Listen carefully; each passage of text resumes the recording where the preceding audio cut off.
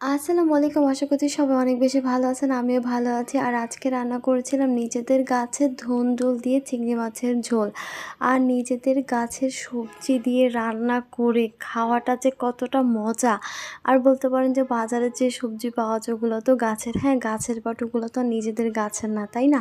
নিজের গাছের সবজির তরকারি খাওয়ার মজাই আলাদা। মনে হয় যে স্বাদটাই ভিন্ন হয়। আর এই তরকারিটা হচ্ছে আমি রান্না করেছি চিংড়ি মাছ দিয়ে। আর এটার মধ্যে একটু পানি ইউজ করিনি। যা পানি হচ্ছে আসছে ওগুলো ধুন্দুলের ভিতর থেকেই হচ্ছে পানি বের হয়েছে।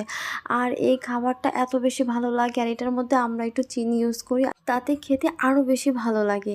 যাই হোক, এটার ফুল রেসিপি কিন্তু আপলোড করা আছে, আপনারা যদি চান তাহলে দেখে আসতে পারেন। আর এইভাবে যদি এই তরকারিটা রান্না করে খেয়ে থাকেন আমার মতো করে, তাহলে অবশ্যই কমেন্ট করে জানিয়ে যাবেন যে আপনাদের কাছে এটার টেস্ট কেমন লেগেছে। যদি ভালো লেগে থাকে তাহলে অবশ্যই কিন্তু একটু কমেন্ট করে জানিয়ে দেবেন।